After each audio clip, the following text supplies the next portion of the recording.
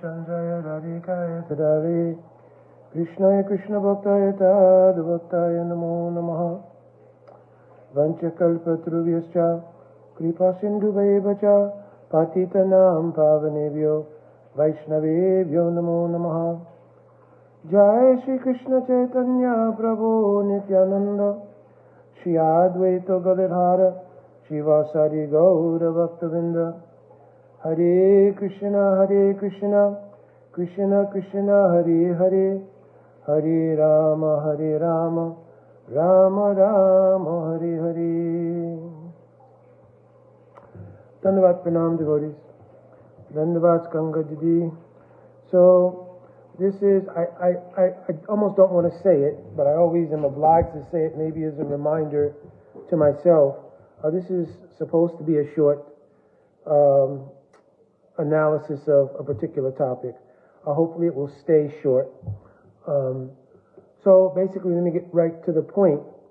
I've recently had some discussion online with some devotees, and the sort of idea of the synthesis of academia and Bhakti, religion as a whole, but we're dealing particularly with Bhakti in this instance, whether it is viable or not. So what I mean by academia is obviously there is a methodology and a system of pursuit when it comes to discovery that's present in the academic environment. And conversely, there is a system of pursuit and methodology which is applicable to religious ideal, right? Religious ideal means, in general, a search for an absolute truth, more definitively, God, etc., right? So, there are some places where there is synthesis regarding the nature of religious modality and academic modality. And there are places where they diverge. So it is very difficult to find a sort of absolute uniformed synthesis between the two. It's just not possible based on the very nature of their process that they will be completely synthesized. So let me explain that and why this is my understanding. One is that the process of academia, for the most part, is intellectual outreach based on an ascending mode. What I mean by that is people take training or indoctrination, depends on what perspective you want to take on this, right? From an institution which has established a certain conclusive ideal about whatever the subject matter is. So let's keep in the realm of philosophy here, right? Philosophy or religion. There's a predetermined outcome that is set in each course in these particular disciplines. That course, its study, its conclusions, and its testing to make sure you arrive at that conclusion are all part of the academic process. For the most part, historically, to the current day, those conclusions have been based on intellectual outreach, which means an ascending idea of previous pursuit in the same manner by previous philosophers or religionists, right, up to contemporary philosophers and religionists who follow that model. They're trying to use the intelligence, material intelligence, to reach conclusions even regarding spiritual phenomena. So, intellectual outreach means, so let me define that, because my wife is sitting behind me and I can feel her, though she has not mentioned it, saying, what is intellectual outreach? So intellectual outreach means just literally what it sounds like.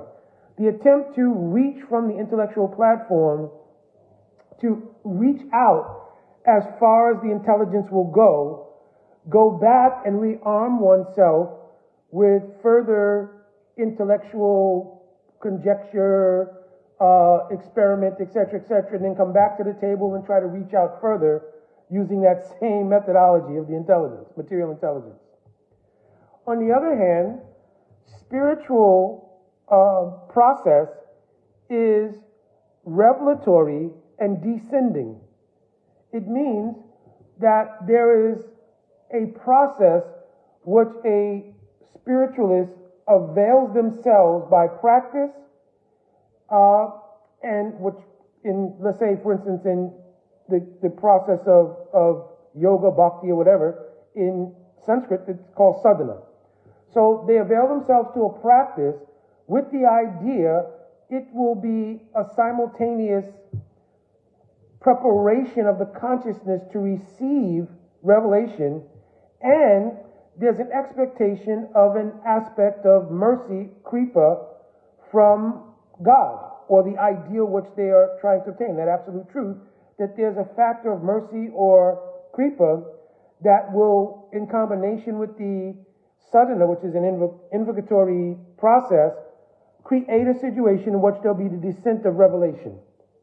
So if you go back and you look at even most scriptures, even outside of Bhakti, in the Bible or in the Quran, they're revelatory events.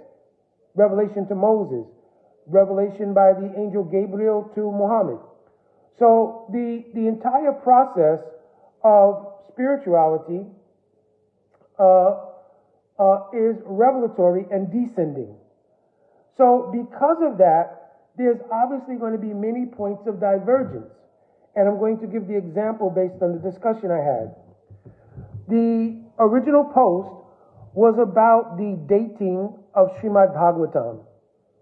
So in academic circles, these sort of things come up. Well, what's the actual age of the Srimad Bhagavatam or any other religious writing, the Bible, whatever it might be, right? What's the age of it? When did it actually come about? And then combining archaeology with, religious history or this or that, people, format some conclusions based on their investigations around these things and say, well, Srimad Bhagavatam actually is dated to be this date, right? Based on all the research and so forth and so on. Here's the difficulty. What are we talking about is Srimad Bhagavatam. I'm going to use that as the basis of a reference because this is my familiarization, right? What is Srimad Bhagavatam? That becomes a question. Because if you're going to date Srimad Bhagavatam, we need to know, are you discussing paper, a binder, and the writing? Or are you discussing what is the essential ideal revelation of Srimad Bhagavatam and what the date of that is? So on the post, I wrote that first it needs to be defined what is Srimad Bhagavatam, because if you're trying to make a conclusive idea, Srimad Bhagavatam was written this many thousands of years ago at this particular time period. Well, what will happen is that the nature of the academic environment is, well, then we could look at that period of time and see what kinds of issues were going on. We could look at that time and see what was, according to our perspective on intellectual development, what was going on. And none of these things have any bearing on the actual revelatory power of what is Srimad Bhagavatam. So even though the intellectual masturbation, excuse the phraseology, may go on around trying to enjoy guessing, speculating, so forth, around the physicality of the book Bhagavatam, it doesn't touch the revelatory reality of Srimad Bhagavatam. So that has to be discerned in a conversation. In a conversation, if you have people who are living practitioners of Srimad Bhagavatam, they view Srimad Bhagavatam as revelatory. They don't view it as an intellectual development and compilation that came about in a certain historic period of time. So then the next thing becomes, well, if you're having a discussion, we need evidence, because now you just simply have two people with two different perspectives. Well, now you have to offer your arguments to back up your particular perspective. So, in the course of discussion, I mentioned Srimad Bhagavatam itself is its own self-witnessing historian.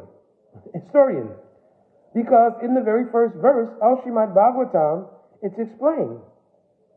Tene Brahma Hridaya Adhikavaye. The word tene, or tanoti, means to expand, or to infuse, or to inspire. Right?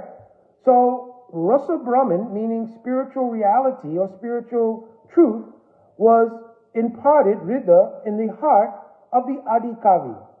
So Adhikavi, according to the commentary of our acharyas, refers to different people. In the context of Srimad Bhagavatam, because that verse begins Janmadhyasya Yata, and one angle of the analysis in the commentary, especially of Srila Vishwanath Chakravarti Thakur, it refers to the generation, or excuse me, not generation, but the genesis of the creation. So here, the context of Tene Brahma Hrida Adhikavye will mean Lord Brahma, because Lord Brahma is the secondary creator within the context of the creation. So he was empowered with knowledge of spiritual truth and reality, and he's called Adhikavi because his expression of that truth was written in his own treatise called Brahma Samhita. In there, in poetic fashion, he describes Venum Kovantam Aravindayalaya Taksham Bahavatam Samastitam Buddha Sundarangam, etc. So he's given poetic description of the revelation which entered his heart. You understand? So here, Bhagavatam is bearing witness to the fact that its revelatory reality is from the beginning of the creation. You understand? So that's a statement about the history of Srimad Bhagavatam as what it actually is, which is a revelatory phenomenon, right?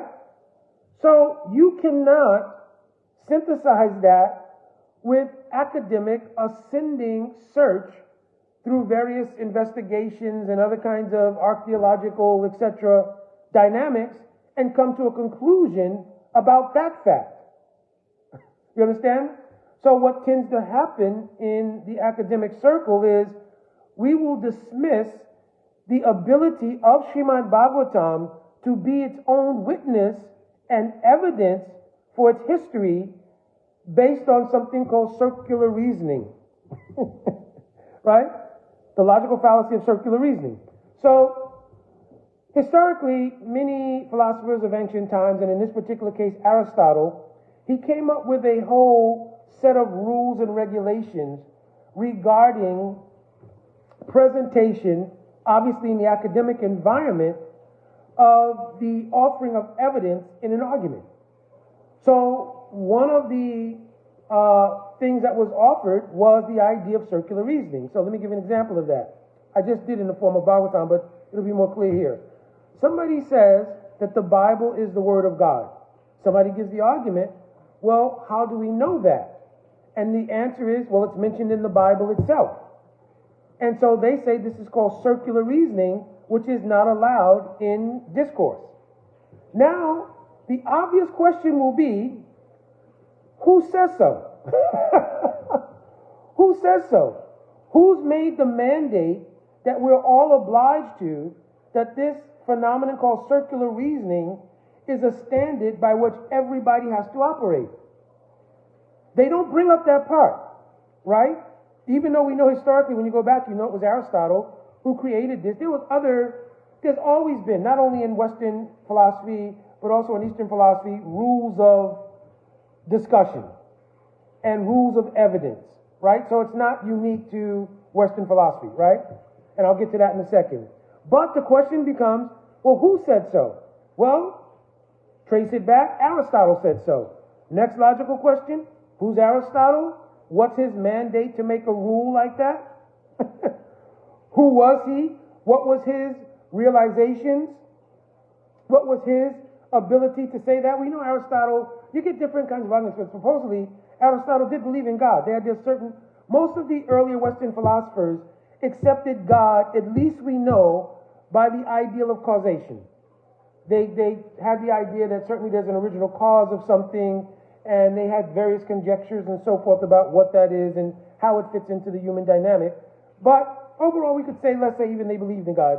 Others did not, right? But let's take it, even that Aristotle believed in God. What was his mandate that he could make a rule that revelatory scripture is not evidence of itself? Why are we obliged to that rule? So this is what happens in academic circles. This is where the indoctrination feature comes in. That I've learned that in the course of my academic study, and I'm using it as a standard when everybody's not obliged to that standard, unless you're in the academic environment. And this is what classroom environments do. When I did go to college, right, I took an elective. I told this to my wife many times. I was upstate New York at the time. I was in the military and I was going to school. And a friend of mine who was actually in school upstate in Plattsburgh, New York, where we were, he said, let's take this elective together, Philosophy 101. So we agreed, yeah, okay, let's go and do this, be fun. So we took the class. First day of class, there's introduction, so forth and so on, which that was also, I never had seen that prior. But right, the professor was pretty cool person, middle-aged person, and yeah, let's introduce each other first, because he mentioned he wanted the format to be familiar. After all of that, he gives his opening statement. His opening statement is, this class is meant to pose questions, not answer them. You understand? It's meant to pose questions, not answer them. So this is in some cases, academic environment. So if you want to successfully navigate that class, pass it in the end, you'll have to go along with that chain of thought. I'm not going into details. Later on, we actually came to personally know him and visited him in his house, and I cooked prasad him and a whole thing. So he was a whole different person outside of that environment. But in the environment, that was the scope of things. Yes, this is meant to raise questions, not answer them. Well, certainly that's not the Vedic model. The Vedic model, which is a descending proposition of revelatory phenomenon, wants to reveal an absolute truth, a non-negotiable, non-vacillating, non-pliable, absolute truth which we can take shelter in. You understand? So there's a different purpose, there's a different outcome, and also there's a different set of evidences. So in the Vedic cosmology, there are 6 schools of thought. One of them is called Nyaya, which means logic. In Nyaya, and in the other disciplines also, there is the idea of what is called Praman. Praman means evidences. So the idea of evidence begins with revelatory power called Shabda Brahman.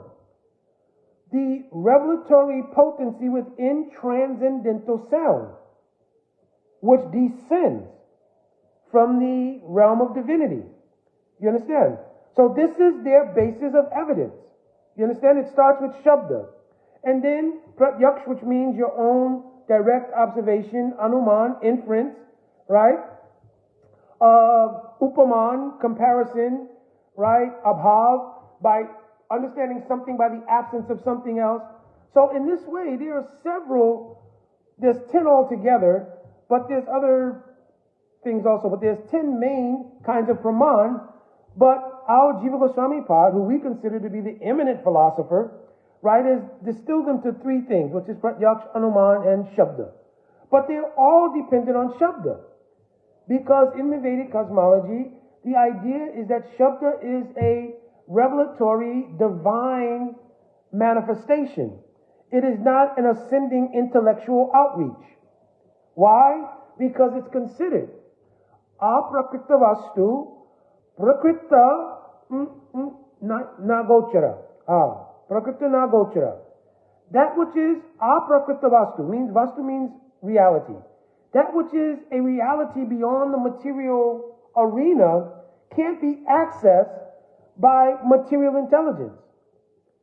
Aprakrita vastu na prakrita gochara. There's no access of the means material facilities of mind, intelligence, false egoism to access which is aprakat beyond its jurisdiction. Therefore, to find out an absolute truth, we need revelatory power to descend.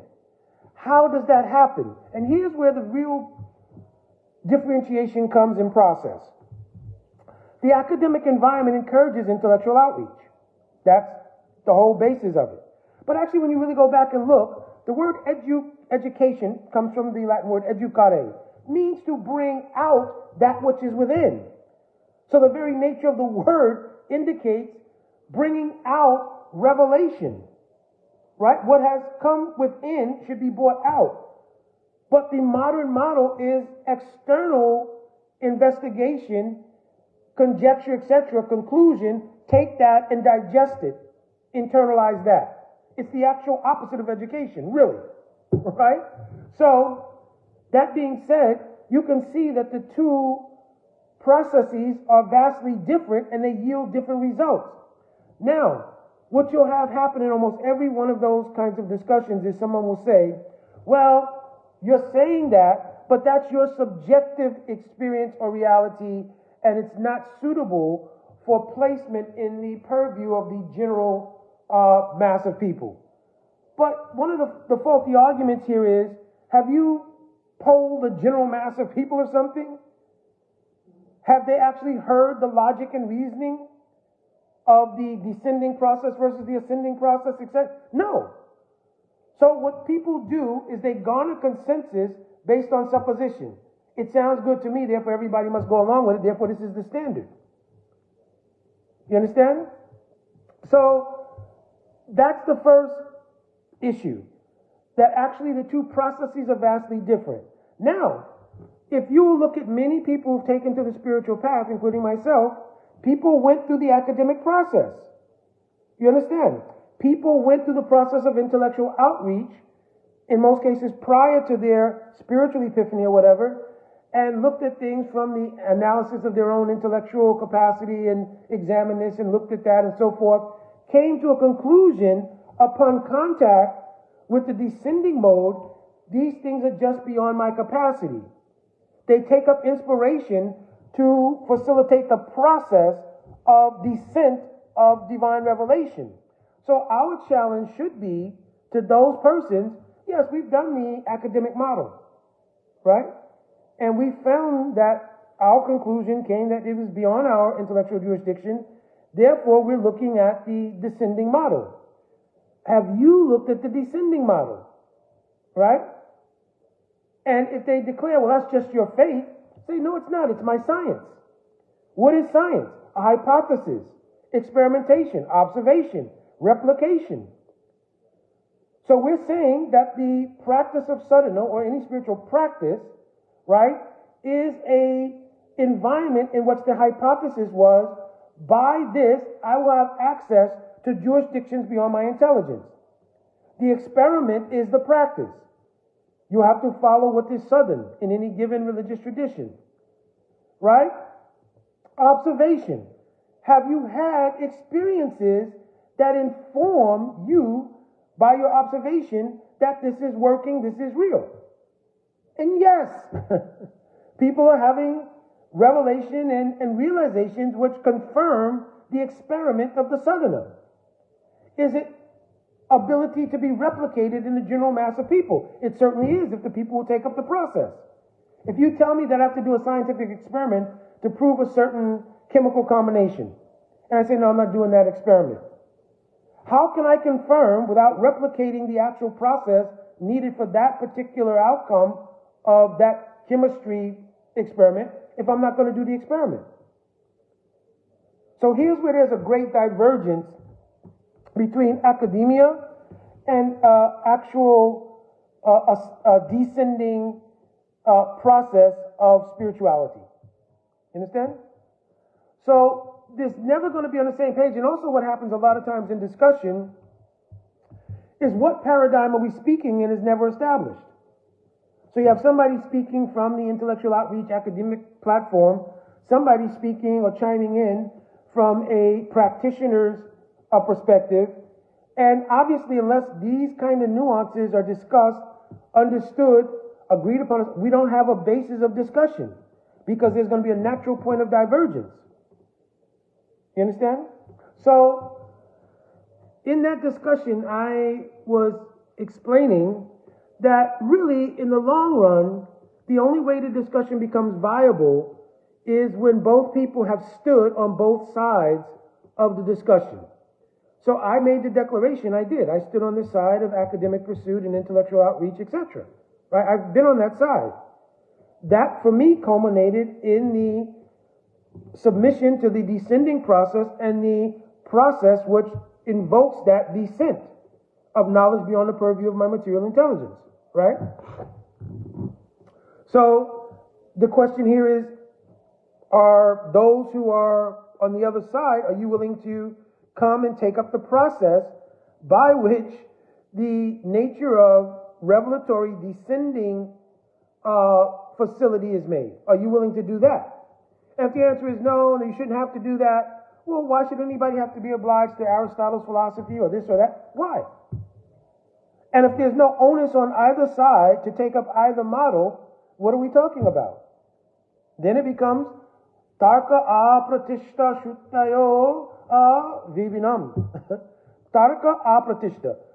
Simple argument becomes, sort of, intellectual gymnastics in intellectual Olympiad or something, right? Because there's no conclusion. Tarka apratishta. You can't establish a conclusion simply by intellectual, engagement. There has to be some goalpost which is fixed. This is what we're aiming at. Are we trying to discover the truth? Are we looking at archaeology? Archaeology is its own science. And, perhaps in the field of archaeology, it may be very interesting for people to try to find out dates and so forth and so on of certain, material phenomenon. Like we found an older book with Sanskrit language. It appears to be Srimad Bhagavatam. Wow, is this the date of it? That's an exciting field. Have at it. You understand? But you cannot force Bhakti to be, in an absolute sense, synthesized with that, because of all the things I just explained. So I am going to keep this short. I just wanted to make those points because generally in the writing back and forth, sometimes it is not able to be seen by people who are not on that particular thread or haven't commented or contributed to that thread and therefore don't know the real backstory. So I gave a synopsis of it, and basically I'm answering in a fuller way, though it's a short video, to invoke thought as to why there is some certainly incompatibility, not completely, because there are many people who are both academically very qualified and at the same time understand where the divergence takes place, and they give preference to Bhakti in the places of divergence. There's certainly synthesis in some places. In the academic model, the idea of study is certainly present in the process of Bhakti in the form of Swadhyaya. You have to do spiritual study. Certainly, there is the idea of acceptance of authority. You understand? There's the idea of a mentorial line. Because if you go to any discipline in university, they're going to quote you all of the previous persons who were, in their eyes, geniuses in that particular field. Well, certainly in the process of Bhakti, we accept a Guru Parampara, Guru Varga, in which they are a chain of realized souls who've had this actual experience, and therefore their association, their teaching, their methodology is able to transmit, because it's a descending process, that kind of realization or that kind of inner experience, an epiphany. So this process works like that, right? So both share the idea of mentorial succession.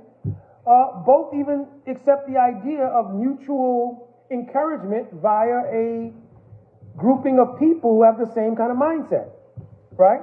Because we say the association of devotees in general is very, very important and very positive nourishment to our pursuit of practicing sadhana, etc. And in the academic environment, right, you have a classroom setting in which many people who are interested in the same subject matter are there, accepting a mentor in the form of the professor who is, fueling and stimulating their pursuit. Now, the question also is always going to be the end game, the end goal. What is the goalpost in either case? That is where there's divergence. In one case, it may be that people are seeking a ability to connect intellectual outreach with absolute truth.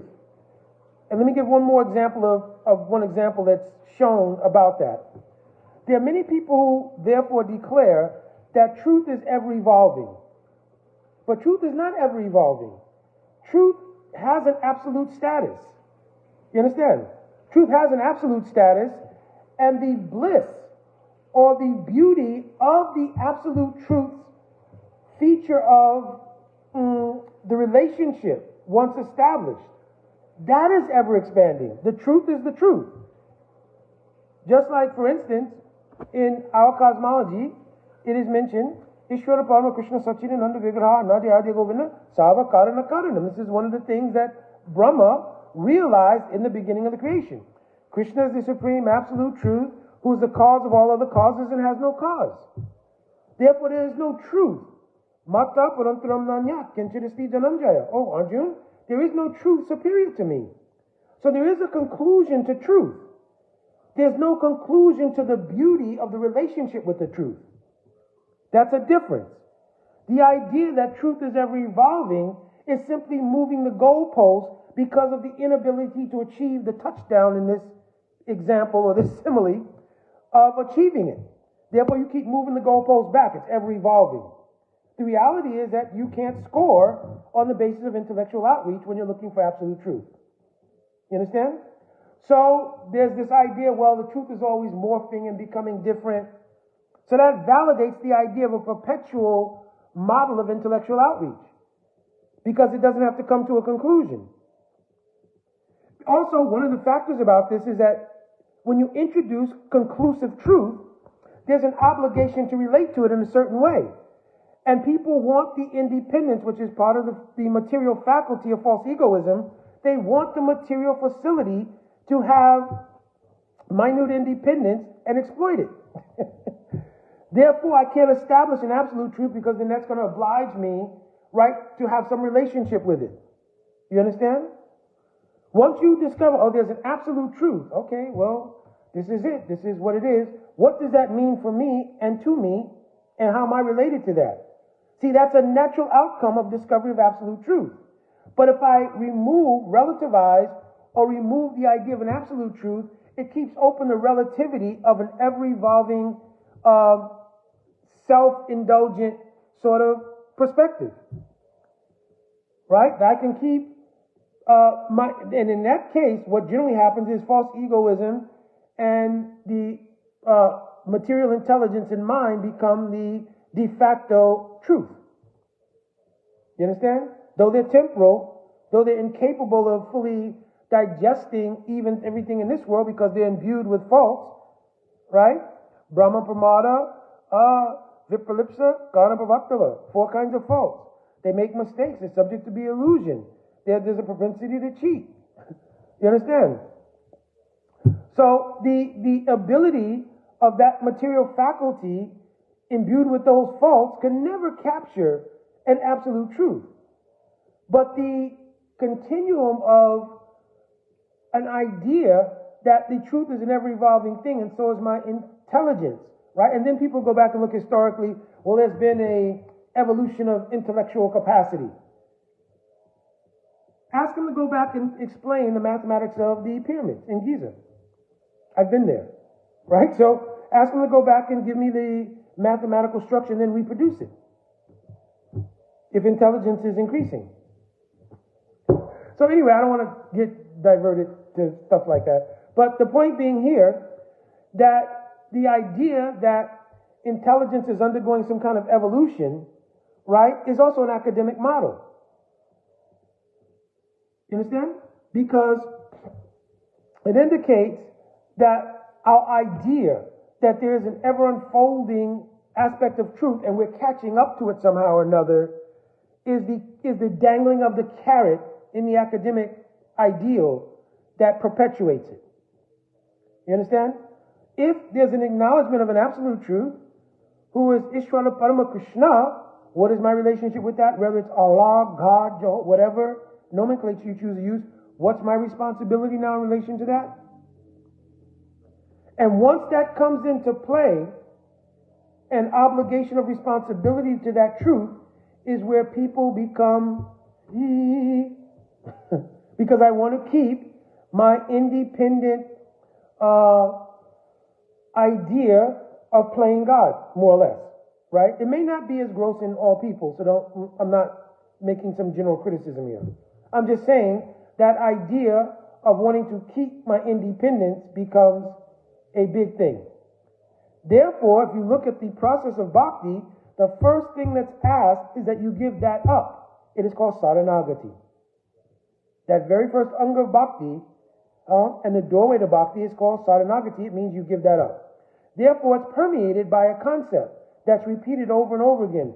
Nama Om. Namaha means na ahamameti, not I and mine. I'm no longer identifying with the individuality of an I separate from the context of a relationship with absolute truth.